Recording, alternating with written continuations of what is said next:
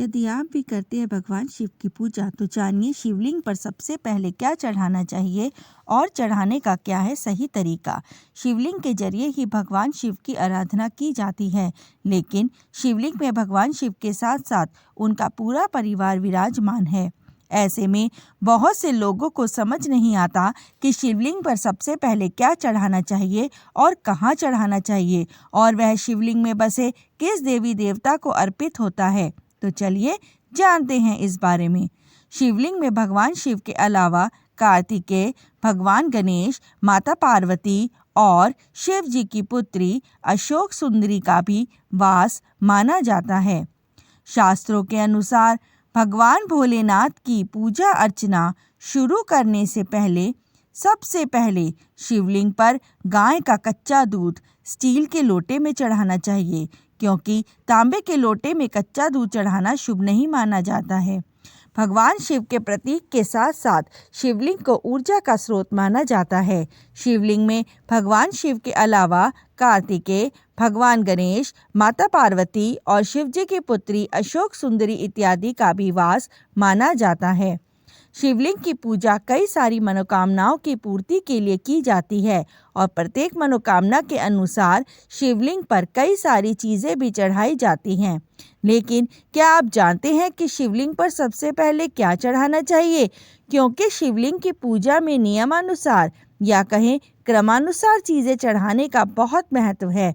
तो चलिए जानते हैं कि शिवलिंग पूजने के क्या नियम हैं।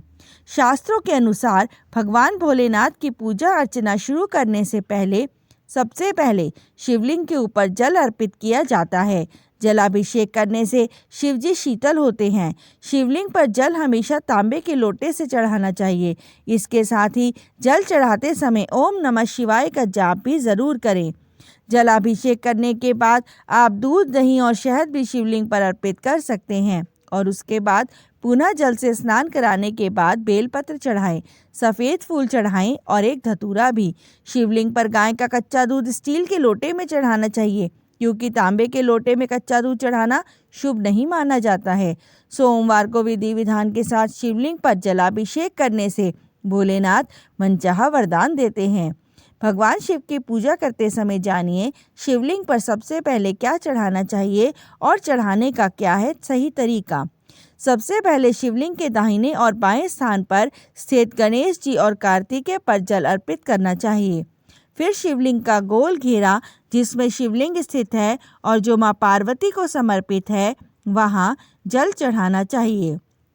इसके बाद मध्य का भाग जो शिवजी और पार्वती जी की पुत्री अशोक सुंदरी का स्थान है, वहां जल अर्पित करना चाहिए और फिर शिवलिंग के ऊपर जल चढ़ाना चाहिए।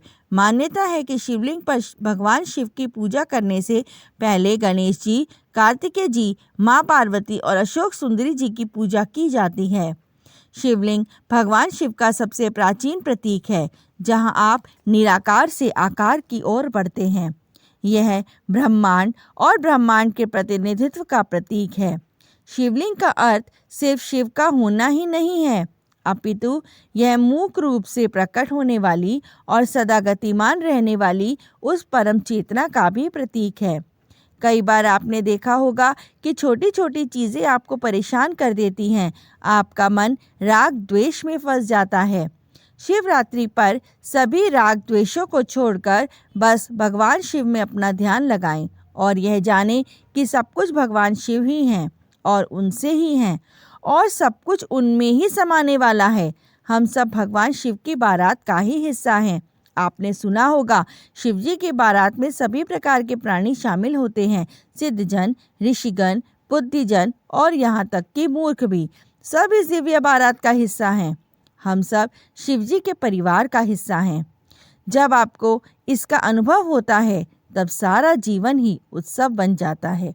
धन्यवाद।